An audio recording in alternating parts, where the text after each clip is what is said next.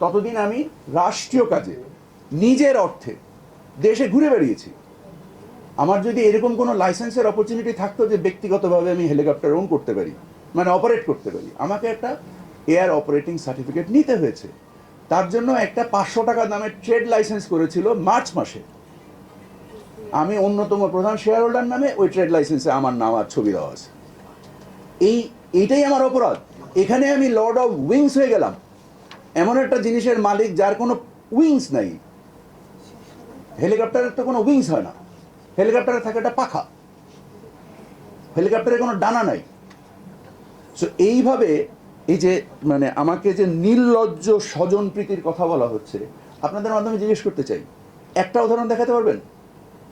আমি তো বললাম যে আমার পরিবারের সদস্যকে আমি বিদেশ থেকে করেছি। যদি আর একটু বাড়ায় বলি, প্লেন থেকে অফলোড করে দিয়েছি। বাংলাদেশের ইতিহাসে আছে। আমার পরিবারের ঝঞ্ঝাট আর বাড়াতে চাই না। নৈতিকতার বিবেচনায় যে কার্যক্রম করেছি, আমার দেশপ্রেম নিয়ে প্রশ্ন তোলা হয়েছে, আমাকে নির্লজ্জ স্বজন প্রীতির কথা বলা হয়েছে। একটা উদাহরণ কি আপনারা এখানে যতজন সাংবাদিক আছেন একটা উদাহরণ দেন না? আপনারা তো সবাই সচিবালয়ে সারাদিন থাকেন। যে আমার 3 মন্ত্রণালয়ে কোনো মন্ত্রণালয় আমার অফিসের কোনো লোক ঢুকেছে, আমার কোনো বন্ধু বান্ধব ঢুকেছে, আমি কারোর সাথে ব্যক্তিগত স্বার্থে কোনো ধরনের কোনো কার্যক্রম করেছি? বলেন না, কেউ একজন বলেন।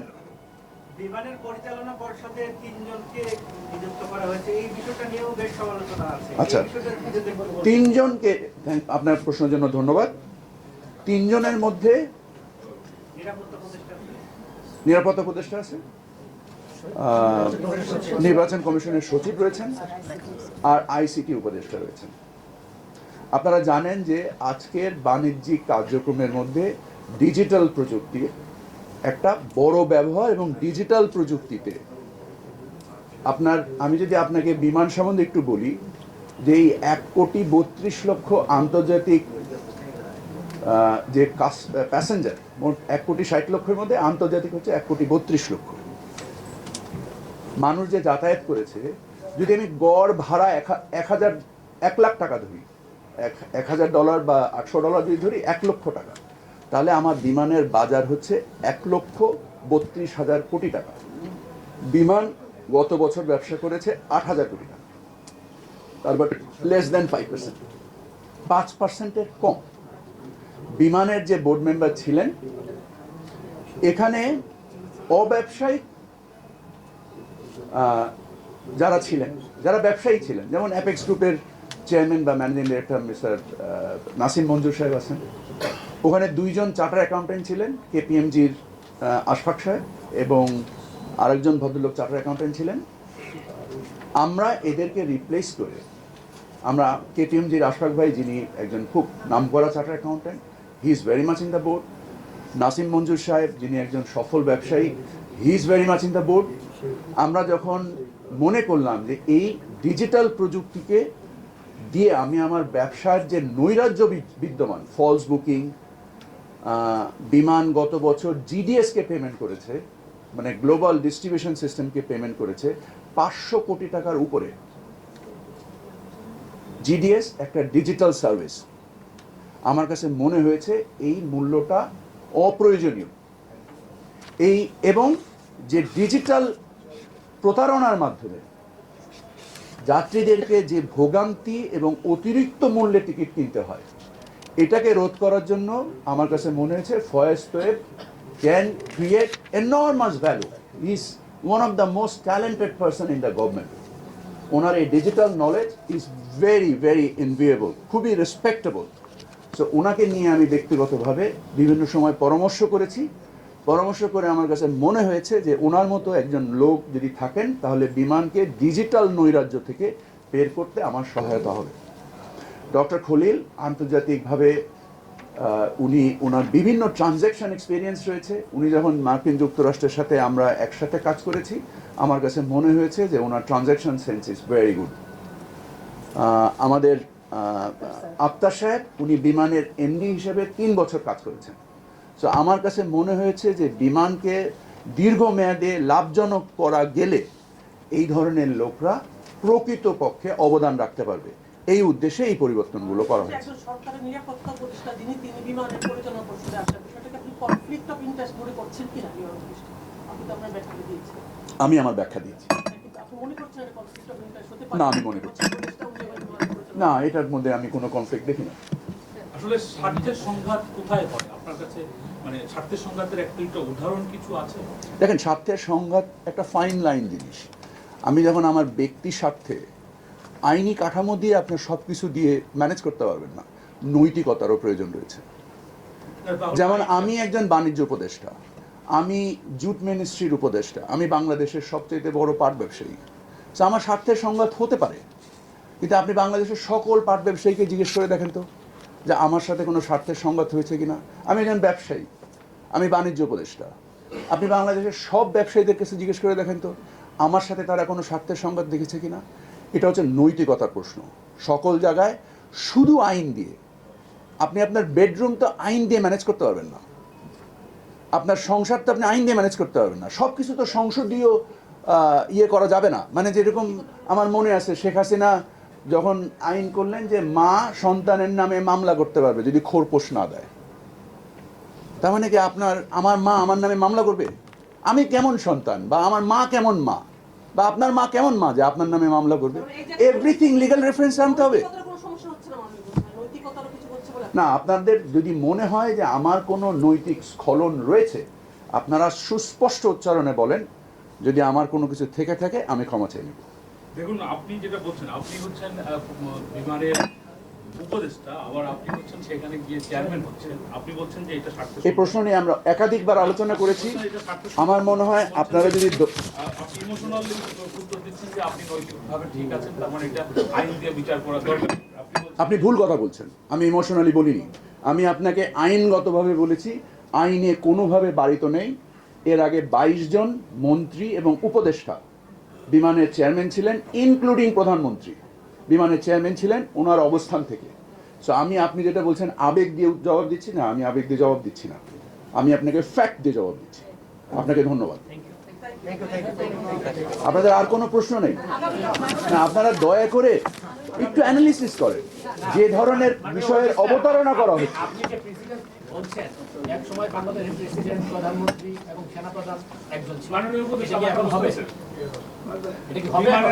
এটা সম্ভব? আপনি এটা শেষ হোক না, তাহলে আগামী এটা প্রশ্ন করছে না, এটা শেষ হবে। এই ধরনের উদাহরণ যদি দেন তাহলে আগামী সময়ের জন্য তো এগুলো আপনি করছেন না, কিন্তু এই সুযোগগুলো প্র্যাকটিসগুলো যদি থাকে পরবর্তী সময়তে এই উদাহরণগুলো খারাপভাবে ব্যবহার হতে পারে। আপনি কি সেলিব্রেট করার মতো কোনো অর্জন দেখছেন? সেলিব্রেট করার অর্জন বিষয় না। না, আপনি যেহেতু প্রশ্ন করছেন, আপনি কি ছিলেন, সরকার প্রধান ছিলেন, প্রেসিডেন্ট ছিলেন, একজন ব্যক্তি ছিলেন না? আমি তো আপনাকে স্পষ্টভাবে বলছি যে প্রেসিডেন্ট কি আমরা এখন টানবো? নো, আমি সেটা কেন টানবো? আইনে কোনো জায়গায় আমাকে বারিত করেনি। Civil aviation act does not bar me. আপনাদের সরকারের কাছে আমাদের প্রত্যাশা এই জায়গায় বেশি যে এটা সংস্কারের সরকার। আপনারা কেন আগের মতো তারা যেসব উদাহরণ দিবে এই উদাহরণ একই উদাহরণ আপনারা দিবেন না? না, আমি তো সেই উদাহরণ দিচ্ছি না। আপনি যদি আমার কথা শুনতে না চান, বুঝতে না চান, আমি সুস্পষ্ট উচ্চারণে বলছি। As a matter of precedence and as a matter of fact and as a matter of law, it does not bar me to become the chairman of Biman. Parallel to this, what I wish to highlight, আমি যে জিনিসটা আপনাদেরকে স্পষ্ট উচ্চারণে বলতে চাই, আপনাদের কাছে কি সেলিব্রেট করার মতো বিমানের অর্জন চোখে পড়ে না? আপনি সেটার উদাহরণ দিলেন না, পরে কি পড়ে না? আপনি আগে সরকারের সঙ্গে আমাকে করার চেষ্টা করতেছেন যে আমি chaos সৃষ্টি করার চেষ্টা করতেছি। এগুলো না, আমি স্পষ্ট কথা বলি বলে আমার ধারণা। আজকে যে 1,32,000 কোটি টাকার যে টিকিট ক্রয় মূল্য, আমরা বিমানের অধ্যাদেশগুলো সংশোধন করে যে প্রশ্নগুলো আপনাদের কাছ থেকে আমি আশা করছিলাম যে আমরা ট্রাভেল এজেন্সির B2B বিজনেস বন্ধ করেছি, আমরা টিকিটে মূল্য লেখা আইনগতভাবে বাধ্য করেছি, আমরা যে জিএসএ এর যে ম্যান্ডেটরি প্রভিশন ছিল সেটাকে আমরা অপশনাল রূপান্তর করেছি, আমরা জিডিএস যে কখনো আইনি কাঠামোর ভিতরে নির্দিষ্ট ছিল না, আমরা তাদেরকে আইনি কাঠামোতে নিবন্ধন নেওয়ার জন্য বাধ্য করেছি। এই সামগ্রিক কর্মকাণ্ডের বিনিময়ে আজকে প্লেনের ভাড়া 50%-এর নিচে নেমেছে, এবং তারপরেও আমি বলেছি আমি খুশি না। আজকে এই যে 1,32,000 কোটি টাকার টিকিটের বাজার মূল্য, আপনি যদি দেখেন যে বাংলাদেশ থেকে আউটওয়ার্ড রেমিটেন্স টিকিটের মূল্য বাবদ যায় কত টাকা, 40-50 হাজার কোটি টাকা, তাহলে 60-70 হাজার কোটি টাকা যেত কোথায়? আজকে এই যে 60-70 হাজার কোটি টাকা যেখানে যেত, তারা আজকে ক্ষুব্ধ। তাদের ক্ষুব্ধতার ফলে আজকে আমাকে নির্লজ্জ স্বজনপ্রীতির কথা বলা হচ্ছে, আমাকে লর্ড অফ উইংস বলা হচ্ছে, যদিও আমার হেলিকপ্টারের কোনো উইংস নাই। এবং আমাকে বলা হচ্ছে আজকে যে আমরা নীতি পরিবর্তন করেছি, আমরা যে লিজ নীতিমালা পরিবর্তন করেছি, এয়ারপোর্টের অ্যাসেটের মোস্ট অফ দ্য লিজ ওনার কে ছিল? শমী কায়সার নামে একজন নাট্যকার। এই রাজনৈতিক প্রভাব বলয় থেকে আমরা যখন উন্মুক্ত দরপত্রের মাধ্যমে করেছি, তখন বলা হচ্ছে যে এই জিনিসগুলো কোনো এক বিদেশির সাথে সম্পৃক্ত হয়ে আমি নিয়ে নেওয়ার চেষ্টা করছি। আরে ভাই, আমি যদি নিয়ে নেওয়ারই চেষ্টা করি, তাহলে তো ওই আগে যে আবেদনের ভিত্তি ছিল ওইটাই তো আমার জন্য সহজ পদ্ধতি ছিল। উন্মুক্ত দর পদ্ধতিতে আমি তো কাউকে নির্দিষ্ট করতে পারবো না, আমি তো কাউকে থামাতে পারবো না। সকলেই অংশগ্রহণ করবেন, আপনারাও অংশগ্রহণ করবেন, করে যে উপযুক্ত তার জন্য একটা কমিটি গঠন করে দেওয়া হয়েছে। যে কমিটি সিভিল এভিয়েশনের মাত্র ওখানে অনধিক 7 জনের একটা মেম্বার করা হয়েছে, সেখানে মন্ত্রণালয় থেকে একজন প্রতিনিধি নেওয়া হয়েছে, বাকি সকল প্রতিনিধি ওখান থেকে আসবে এবং এটা হেডেড বাই ক্যাব চেয়ারম্যান। সেখানে এই যে এই ক্যাব চেয়ারম্যান এবং ক্যাবের মেম্বার, বেবি চকের চেয়ারম্যান মেম্বাররা এটা নিয়ে শুধু আবেদনের ভিত্তিটাকে পরিবর্তন করে ওপেন টেন্ডার করা হয়েছে। ওপেন টেন্ডার কিভাবে স্বজনপ্রীতি আনতে পারে? আর আমি আপনাদেরকে আগেও বলেছি, 1 মিনিট, আমি আপনাদেরকে আগেও বলেছি, আমি আজ পর্যন্ত কোনো সার্ভিস ইন্ডাস্ট্রির ব্যবসা করি নাই। আমি একজন টিপিক্যাল কারখানাওয়ালা। আমি না কোনো ব্যাংকের মালিক, না কোনো ইন্স্যুরেন্স কোম্পানির মালিক, না কোনো লিজিং কোম্পানির মালিক, না কোনো হোটেলের মালিক, আমি কোনো কিছুর মালিক না, আমি কারখানার মালিক। আমি কারখানার বাইরে কোনোদিন ব্যবসা করি নাই, আমার করারও আগ্রহ নেই। যদি কোনোদিন পারি বিমান বানানোর ফ্যাক্টরি বানাইতে পারি, বিমানের টিকিট বেচার ব্যবসা আমার করার কোনো আগ্রহ নেই। এয়ারপোর্টের দোকান ভাড়া নেওয়ার মতো ছোট এই ব্যবসা করার আমার কোনো আগ্রহ নেই। যদি কোনোদিন পারি এয়ারপোর্ট একটা বানাবো, তাও বানাবো না, কারণ ওটা সার্ভিস বিজনেস, ওই আগ্রহ আমার নাই। যদি কোনোদিন পারি বড় কোনো শিল্প প্রতিষ্ঠান করব, বড় কোনো ফ্যাক্টরি করব, যেখানে মানুষের ইনশাল্লাহ কর্মসংস্থান হবে, দেশের রপ্তানি প্রবৃদ্ধি হবে, দেশের আমদানির ব্যয় কমাবো এবং সামগ্রিকভাবে কর্মসংস্থান সৃষ্টি করব। প্রশ্ন করেন, আপনারা কেন অ্যানালিসিস করেন নাই? Question anything. ঢাকা পাকিস্তান আপনি বিমানের ফ্লাইট চালু করেছেন, এই ক্ষেত্রে কি কোনো ফিজিবিলিটি স্টাডি আপনি করেছেন যে এটি আসলে কতটা লাভজনক বা লোকসানের মধ্যে পড়বে বিমান? আপনি বলছিলেন যে আপনার প্লেন নেই, আপনি 14টা প্লেন নিয়ে চলছেন, এখন ব্যবসা করছেন বা ইত্যাদি। এরকম সময় একটা নতুন রুট আপনি ওপেন করলেন, যেখানে আমরা সাধারণত দেখি যে খুব বিশেষ যাত্রী হয় না। আপনার প্রশ্নের জন্য ধন্যবাদ। এই রুটটা অসম্ভব সম্ভাবনা তৈরি করবে। একটা হচ্ছে people to people, of course study করে বিনিময়ে আমরা করেছি। আপনাকে একটু বলি, আমাদের 80% যাত্রী হচ্ছে মধ্যপ্রাচ্যগামী। আমাদের এই মধ্যপ্রাচ্যগামী টিকিটের মূল্য অস্বাভাবিক বৃদ্ধি করার ফলে আমাদের মধ্যপ্রাচ্যের বাইরেও যখন কেউ যেতে চায় ওই টিকিটের দাম বেশি হয়ে যায়, কারণ ওই প্লেনগুলো মধ্যপ্রাচ্য হয়ে যায়। সো এই কারণে আমাদের এই টিকিটের মূল্য অত্যাধিক বেশি। আমরা পাকিস্তান থেকে মধ্যপ্রাচ্যের অধিকাংশ গন্তব্য আর মাত্র 2 ঘন্টার। সো আমাদের যাত্রীরা এক তো পাকিস্তান যেতে পারবে এবং পাকিস্তানের যে ওখানকার যে বিমান সেবা আছে সেটা গ্রহণ করে আর 2 ঘন্টা করে মধ্যপ্রাচ্যের অনেক সাশ্রয়ী মূল্যে যেতে পারবে বলে আমি বিশ্বাস করি। এটা সামগ্রিকতার বিচারে এটা অসম্ভব লাভজনক হওয়ার সম্ভাবনা অনেক বেশি বলে আমি মনে করি। ম্যানচেস্টারের ক্ষেত্রে আপনারাও দেখেছেন, আপনাদের প্রশ্নগুলো যদি থাকতো, ম্যানচেস্টারের ব্যাপারে একটু কথা বলি। আপনারা দেখেছেন যে আমরা ম্যানচেস্টারের ফ্লাইট বন্ধ করেছি। ম্যানচেস্টারের ফ্লাইটে আমাদের প্রতি মাসে লস হয় কত টাকা? 1.5 থেকে 2 কোটি টাকা প্রতি মাসে আমাদের লস। 1 নাম্বার। 2 নাম্বার হচ্ছে ম্যানচেস্টার থেকে লন্ডনে যাত্রা মাত্র 2.5 থেকে 3 ঘন্টা, যেটা অনেক সময় আমাদের ঢাকা এয়ারপোর্ট যেতেও এরকম সময় লাগে। এর বিনিময়ে আমরা মাত্র 2.5 থেকে 3 ঘন্টার ডিস্টেন্সে ওখানে আমরা সপ্তাহে 2 দিন ফ্লাইট পরিচালনা করি। সপ্তাহে 2 দিন যদি আমরা ফ্লাইট পরিচালনা করি, বিমানের ফ্লাইট ক্রু মানে মোস্টলি পাইলটস অ্যান্ড ক্যাপ্টেন আমাদের মারাত্মক শর্টেজ রয়েছে। আমাদের এখান থেকে যখন ফ্লাইট ক্রুরা ম্যানচেস্টারে যায় ওখানে 3 থেকে 5 দিন অপেক্ষা করতে হয় এবং এই সময়ে বিমানের ব্যয় করতে হয়, হোটেলের ব্যয় করতে হয়। সর্বোপরি এই ক্যাপ্টেন বা পাইলটদেরকে বিমান ব্যবহার করতে পারে না, তাদেরকে এই সময়টা অপচয়মূলক হয়।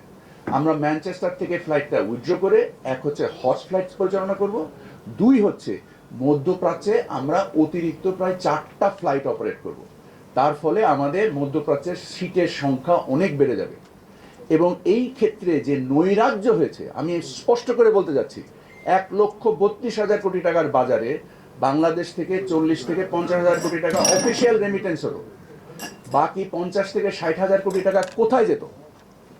আজকে যে 50 থেকে 60,000 কোটি টাকার যে দুর্বৃত্তায়ন ছিল তাদের একটা সামগ্রিক প্রচেষ্টার বিনিময়ে আমার এগেনস্টে জুলকারনাইন শাহেন বলেন, লেটেস্ট ডেইলি স্টার, তারা একটা স্মিয়ার ক্যাম্পেইন চালাচ্ছে এবং এই স্মিয়ার ক্যাম্পেইনের ক্ষেত্রে আমি আপনাদেরকে স্পষ্ট জবাব দেওয়ার চেষ্টা করেছি। লিজ নীতিমালা, travel agency act, civil aviation act এবং আমরা বিমানের যে এফিসিয়েন্সি ড্র করার জন্য যে ধরনের পদক্ষেপগুলো নিয়েছি সেগুলো আপনাদের মাধ্যমে দেশবাসীকে জানানোর চেষ্টা করেছি। আশা করি হয়তোবা এটার পরে হয়তো বাণিজ্য মন্ত্রণালয় নিয়ে আরেকবার আপনাদের সাথে দেখা হবে। আপনাদের সকলের সহযোগিতার জন্য আপনাদের কাছে কৃতজ্ঞতা জানাচ্ছি এই সুযোগে এবং কাইন্ড অফ সেমি বিদায় নিচ্ছি, কারণ পরবর্তী বাণিজ্য মন্ত্রণালয়ে যেটা হবে ওইটা হবে আমার ফাইনাল বিদায়। সো আমি এইটুকু বলতে পারি, আমার উপর অর্পিত দায়িত্ব আমি শেষ করার আগে উপদেষ্টা মধ্যে একটু আছে, আপনি যদি পত্রিকার নাম দিয়েছেন, এই পত্রিকায় এই ধরনের ক্যাম্পেইন করে আপনি এই ধরনের দিয়েছেন, প্রতিবাদ দিয়েছেন পত্রিকায়? আমরা প্রতিবাদের লেখা হচ্ছে দিন, এটা না দিয়ে এইভাবে যদি আপনি পাবলিকলি বলেন এরকম একটা পত্রিকাকে, কারণ এটা আপনার দায়িত্বশীল জায়গা থেকে ভালো ইয়া হয়? সেটা আপনার নিজস্ব বিবেচনা, আমার বিবেচনা থেকে আমি বলেছি।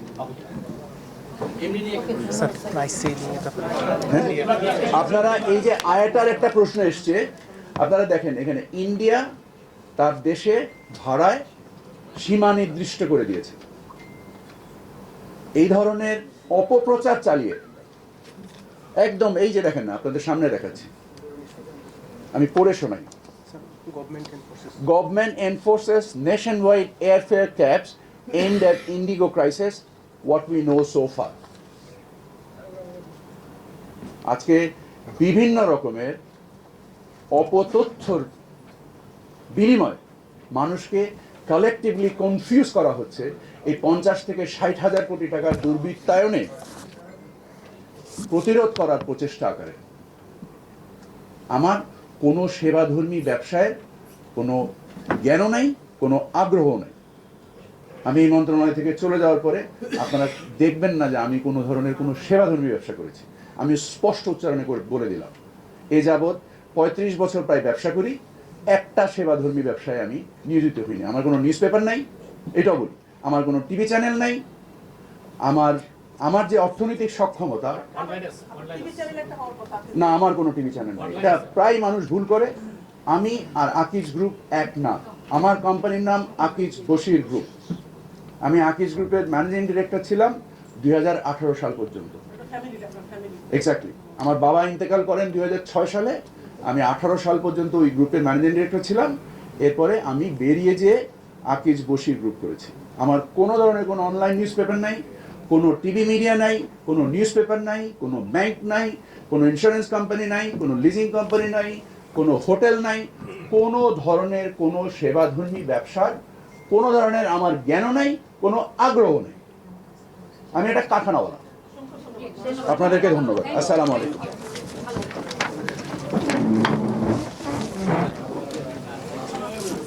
Thank you. যাওয়ার আগে আপনারা